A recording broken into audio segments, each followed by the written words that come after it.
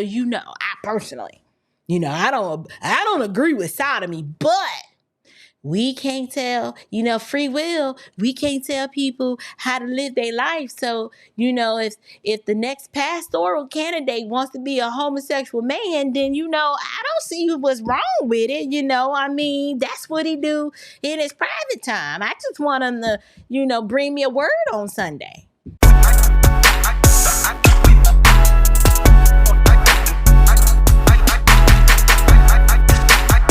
So let me share with you guys, now that Biden is technically out and Kamala is probably he's endorsed her, but that doesn't mean she's going to be the nominee. They still have a convention. They have to convene in Chicago, and that is going to be interesting. And so I want to share this article with you guys because what I want to do is I actually want to challenge.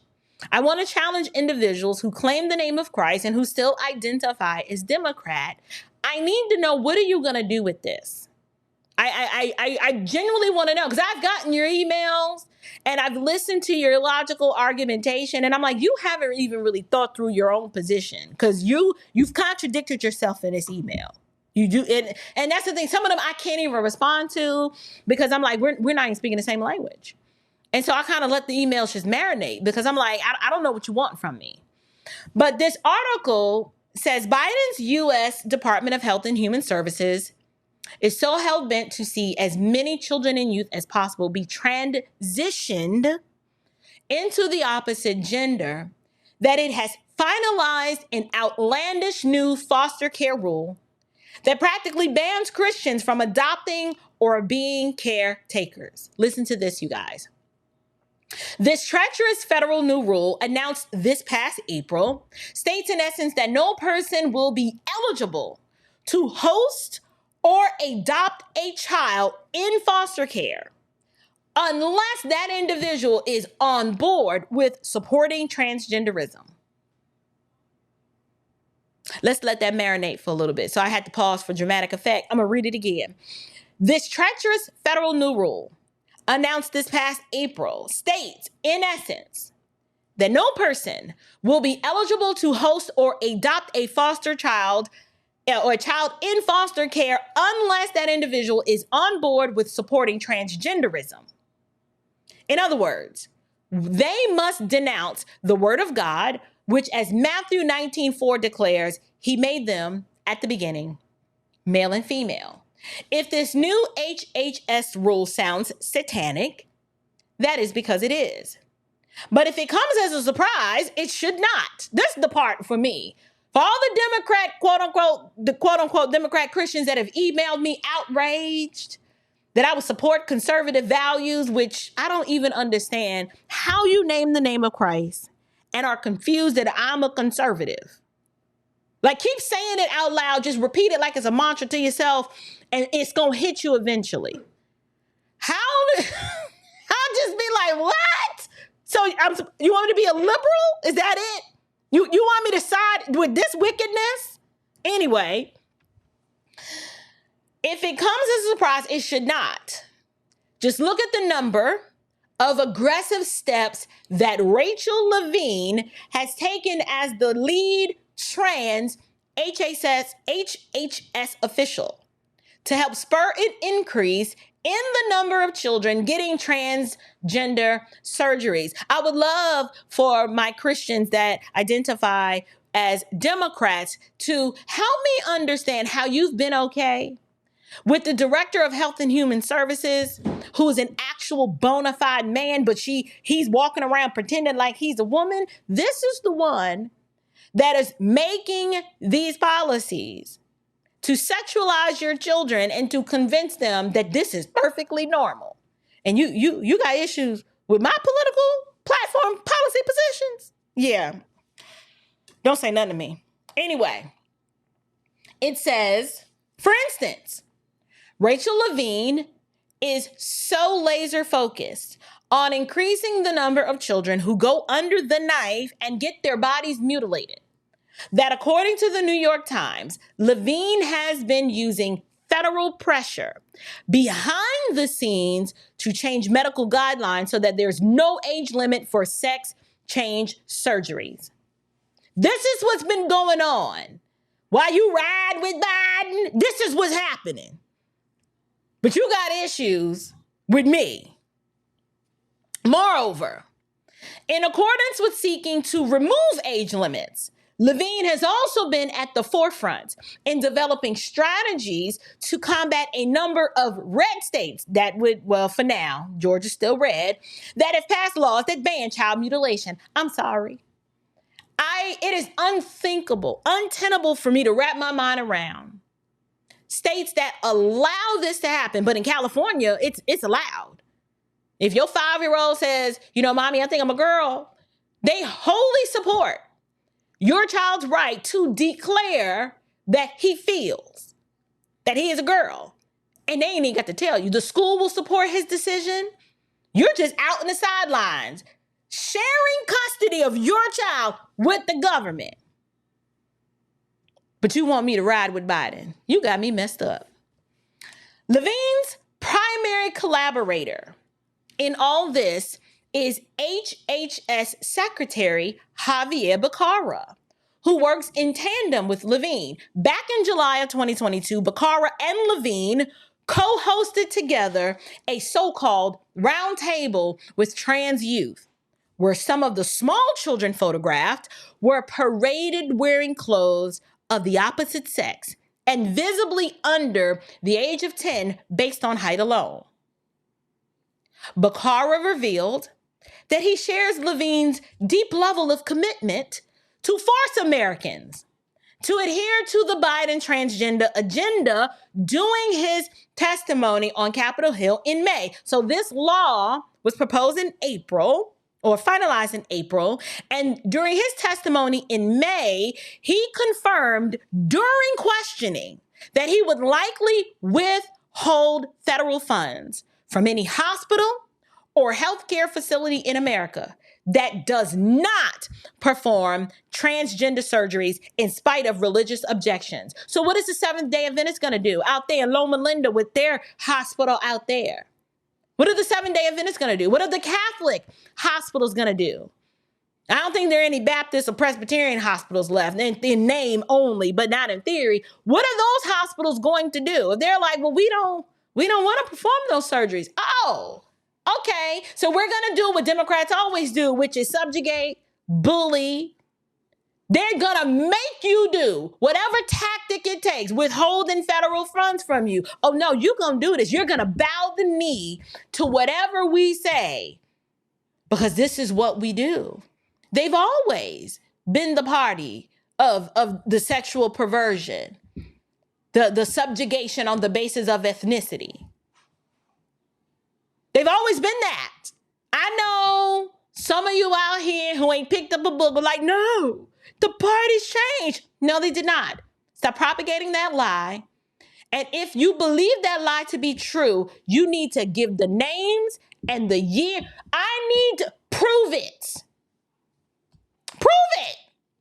It didn't happen, but you keep saying it because you heard another ignorant parrot it and say it out loud. That's why you say it. But listen to this.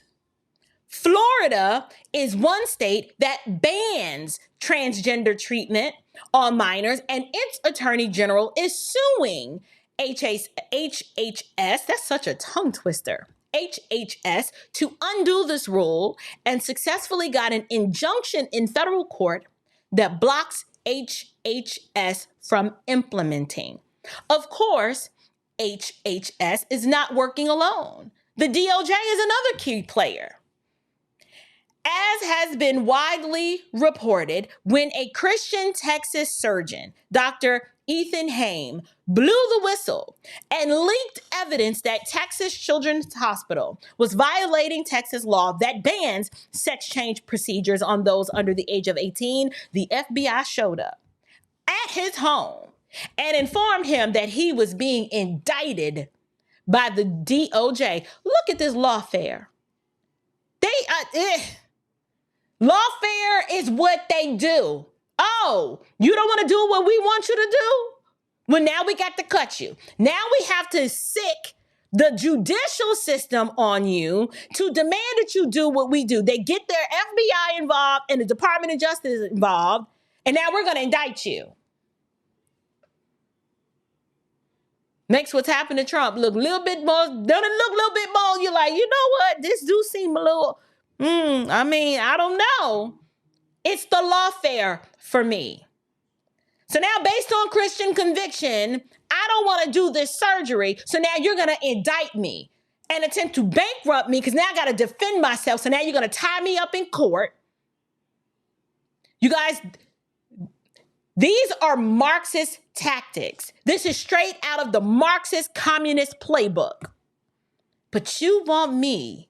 This is why I say that the black people that are still left super loyal to the Democrat Party, they are melanated Marxists and communists, and they don't even know it. They have no idea that they have been pigeonholed, indoctrinated, and raised to be communists and to be on board with the communist agenda. Because what the communists and the Marxists have done is use ethnicity as a way to blind them to all this other stuff that's going on. So while they think they're in the fight for social justice, what they're really doing is in support of communism. That's what's happening. So all your pulpit pimp preachers that's on code with the Democrat Party, those are your melanated Marxists. That's that one arm of that iron triangle that I've talked about from Vince Everett Ellison's book. So Kamala is just a pawn in this whole tool. She's just a tool and a pawn in this whole scheme. But this is what you're supporting when you got your pearls and your chucks on and you out here sounding crazy stuff. I'm riding with Biden.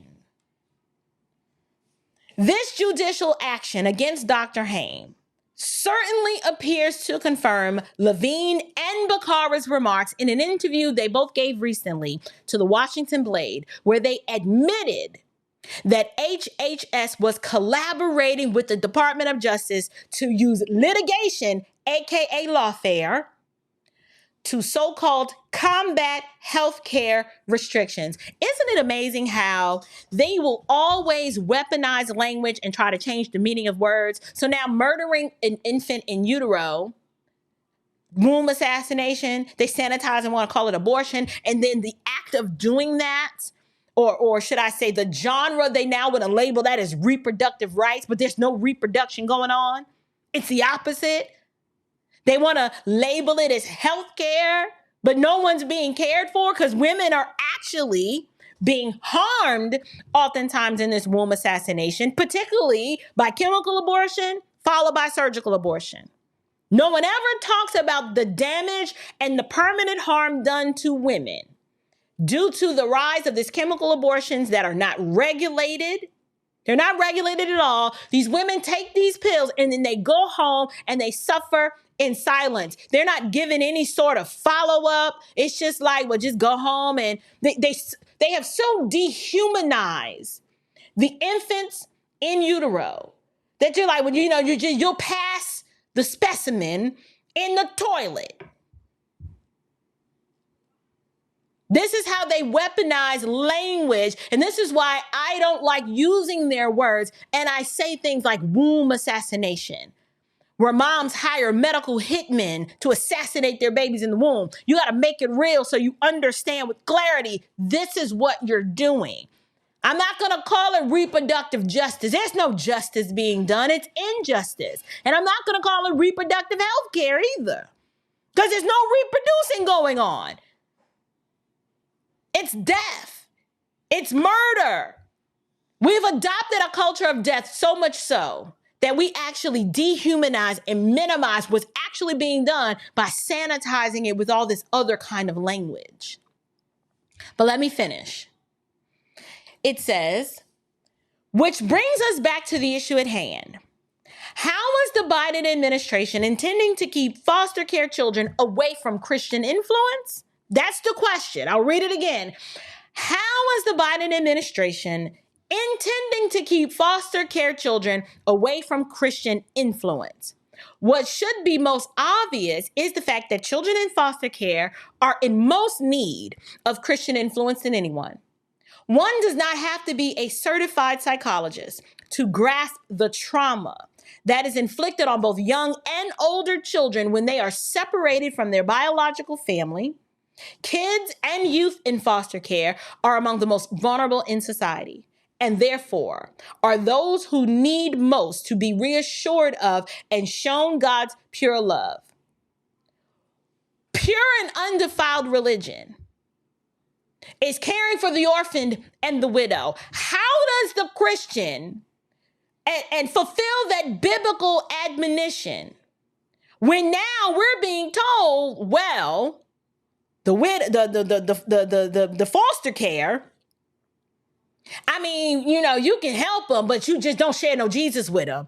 And not just that, if they want to transition, you can't preach the truth and the light of the gospel to them. You have to affirm the fact that they say they want to be something else that God has not called them to be. Do you understand the implications of what this is? That answers the question. How do you keep foster care children away from Christian influence? You enact wicked policies like this.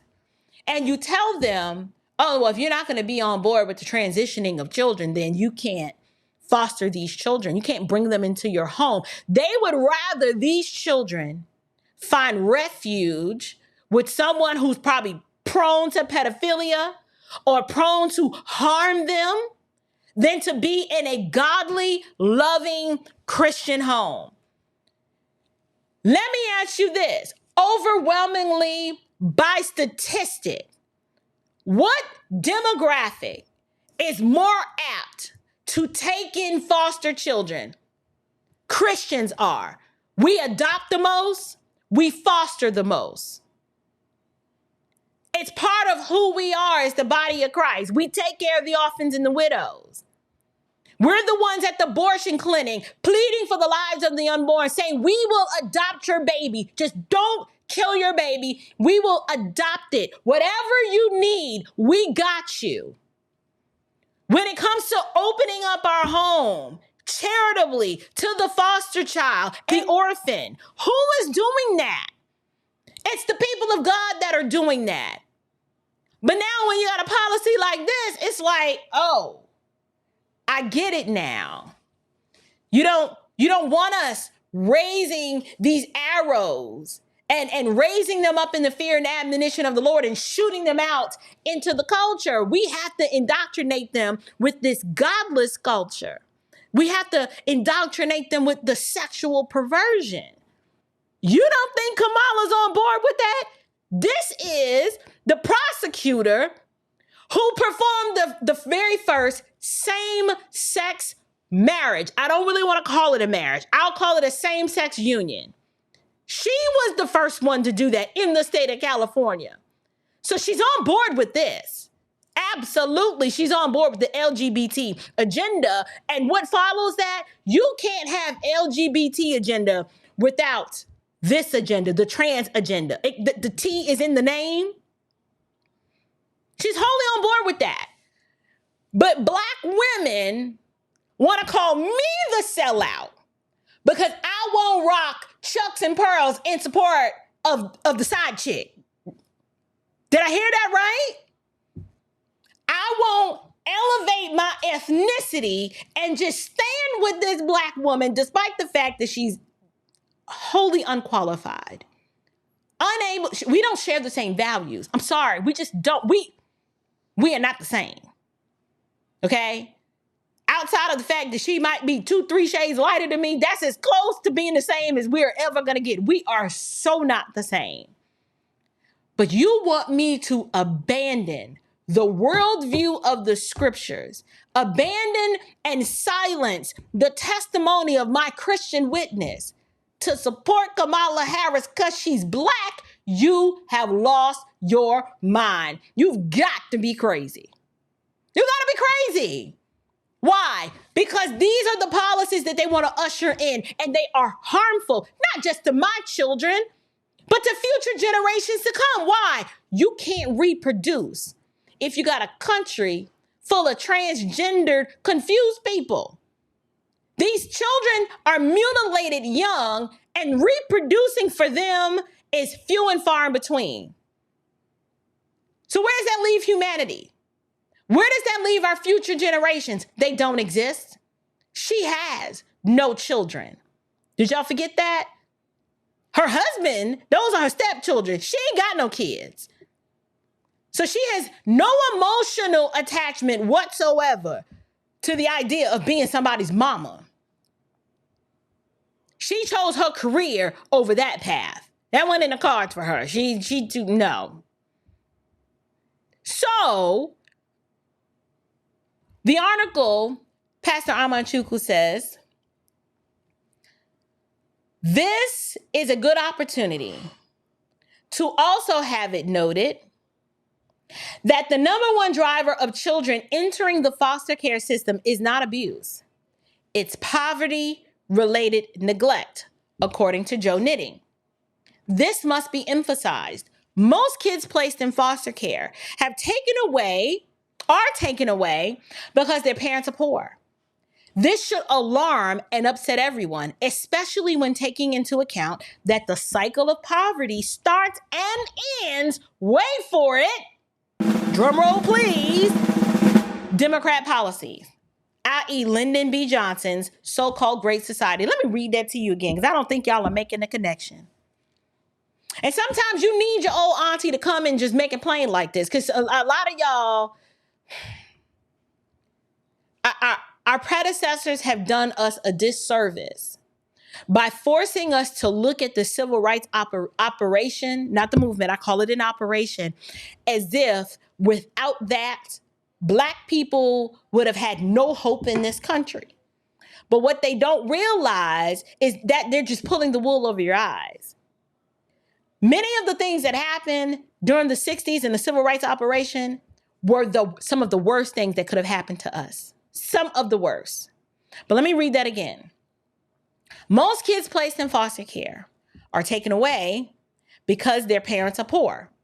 This should alarm and upset everyone, especially when taking into account that the cycle of poverty starts and ends with Democrat policies. Lyndon B. Johnson's so-called Great Society. So not only has the Democrat Party caused the problem that has resulted in nearly 500,000 children being trapped in foster care, but the Democrats in charge of the federal government are now fighting to ensure that these vulnerable children are bombarded with pro-transgenderism propaganda and no Christian can protect them. Now you got to put your light up under a bushel. And I can't tell you how many so-called Christians who identify with the Democrat Party, they'll be on board with this and say, well, we can't force our beliefs, on these children. Little bit by little, they just strip it away. They did the same thing with abortion. You got so-called Black Christian Democrats who say, I personally think abortion is wrong, but we can't tell people what to do. So they go along with it. And then they do the same thing with the LGBT, the whole gay agenda. Well, I personally, I don't agree with sodomy, but we can't tell, free will. We can't tell people how to live their life. So, if the next pastoral candidate wants to be a homosexual man, then, I don't see what's wrong with it. That's what he do in his private time. I just want him to, bring me a word on Sunday. How many people have you heard come up with these dumb, ignorant, unbiblical arguments? A lot. They can't even think in proper categories anymore because they've abandoned the authority and the sufficiency of this. And they've picked up the indoctrination and the parroted messages that they're hearing from their melanated, Marxist-minded Black pastors who get up in their pulpits every week and try to sell them that this is good and holy and righteous and that you can separate your Christian worldview from the political policies that you support. They've convinced you that you can do that, and you can't. Keeping Christians from serving as caretakers or adopting foster children is only one part of the equation. The other is how Christians are being kept out of social services. The degree to which secularists dominate social services and are hostile to Christians was on display in a recent case before a UK tribunal. that resulted in the judges refusing to reinstate a devout Christian social worker who was denied a position over his biblical views on homosexuality.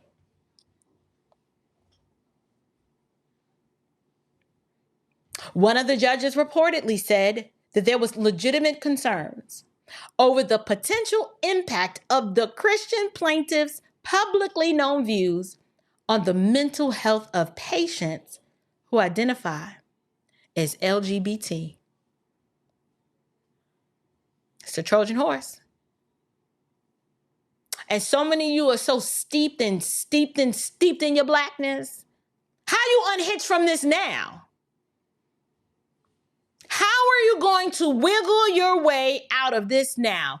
Do you now see and understand why, for the past few months, I have been saying you have to choose Christ over color, character over constructs, and country over these retarded categories? You have to, because if you don't, you are going to find yourself siding with wickedness, siding with the kingdom of darkness. And then God is going to be out here looking at you like, what you out here doing? Now you're a party to the wickedness. How do you explain this? It's the policies for me. But my question to some of you is, why do you have the world's approval? Like, if you have the world's approval, something is wrong. That would mean that they are identifying you as one of them. So if you can go to, let me see, I don't know, your local, Biden Harris rally, not that they actually have those and people show up, but let's just say that they did. And they're giving credence to all of this stuff, and you're siding with that.